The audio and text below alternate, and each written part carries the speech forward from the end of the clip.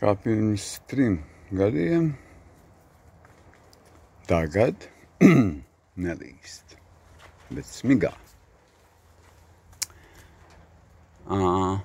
Bet tie jautājumi, kas kaut kā tā pacēlās un arvien nenolaižās, viņi vispār joprojām ir aktuāli. Pirms 3 gadiem es teicu, ka manā skatā vispār zīmējās kaut kādas, vairākas perspektīvas. Pirmkārt, globalizācijas vai globalitātes perspektīva. Un otrkārt, zīmējās tā kā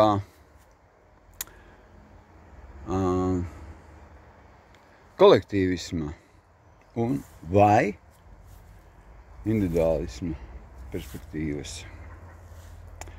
Un tad būtu laiks apsēsties pie šīs te 15 gadus otrā vainagā atlaistās ābeles, kas šogad ražīgi ražoja. Un šajā ābelē, te vēl viens puspuvis āboliņš, ja? Tātad mēs runājam par, un vēl viens puspuvis āboliņš. Un, ir izskapts, kas ir tā diezgan ražani strādājusi, latgaliešu izskats. Tātad kolektīvisms un vai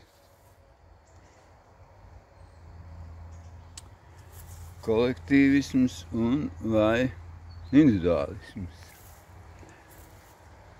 Par šiem 3 gadiem es esmu tā kā nonācis pie slēdziena, ka vislabākā ideoloģija šajā laikā varētu būt ganganisms.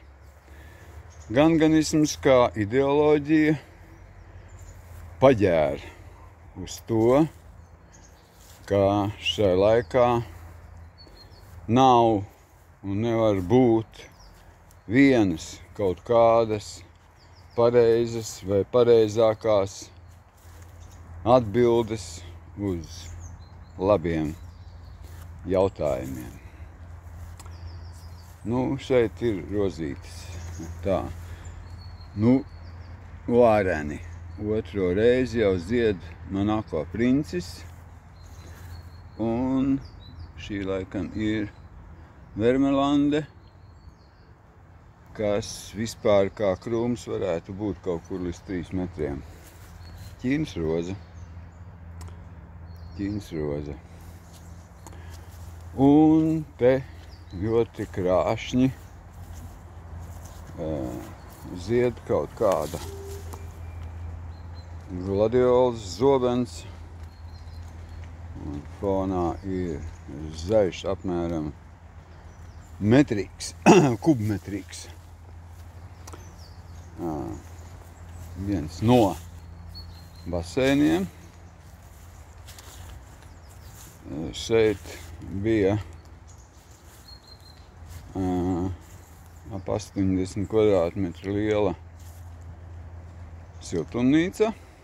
Tika nojaukta. Un tad te mums ir kompostkaudze, kur ir kompostēti zari, vēl tiks kompostēti zari. Un šis 100 vai 150 gadus vecais ozols, kas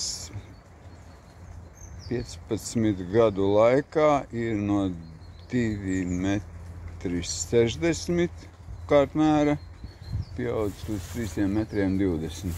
Nav ķirbi būs.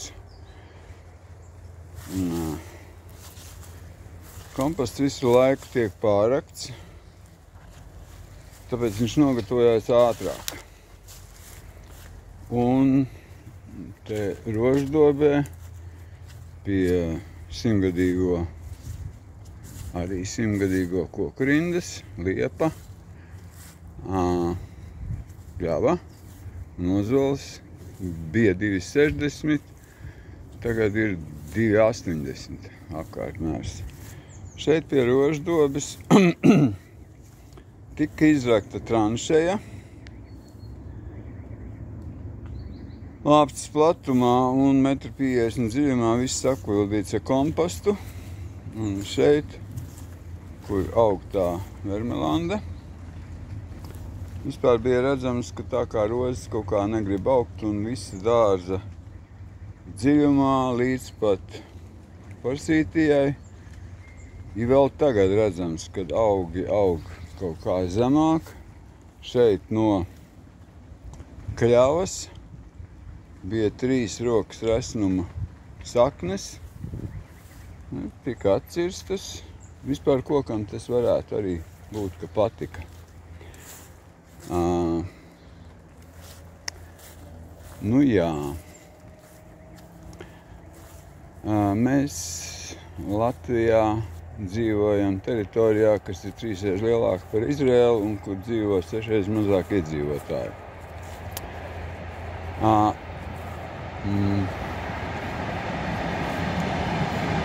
Internets mums ir ļoti labs. Salīdzinoši Eiropā vispār visai stipri labs. Tagad mēs te tā esam nonākuši pie kaut kāda 3-metrīga topināmbura. Zem tās zemes kaudzes, kas tika savākta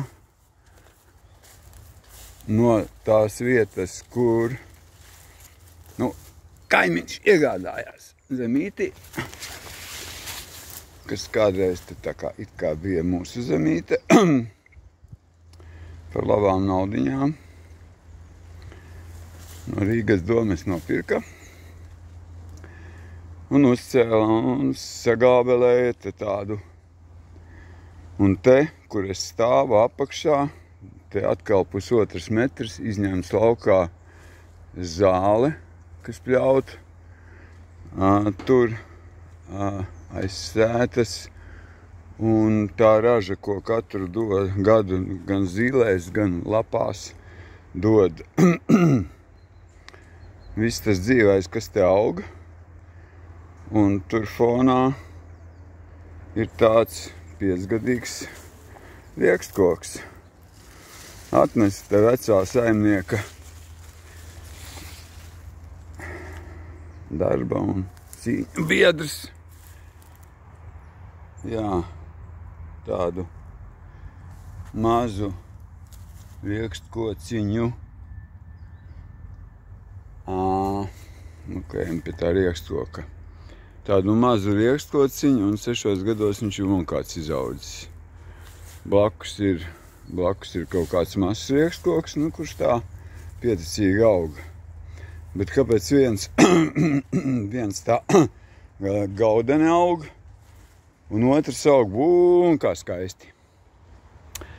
Tāpēc, ka tur apakšā pie saknēm tur ir kaut kādi 5 kubi, laikam, ka komposta, kurš vēl ir ar slāpeklīti pamēslots, nežēloju vien maisu slāpeklīti, un, komposts tur ir tāds, visai nopietni pamatīgs. Tad mums ir zeme, mums ir ražīga zeme, te kļava. Kļava aug pie eglis, tika rakts cieši apkārt aprakts eglei.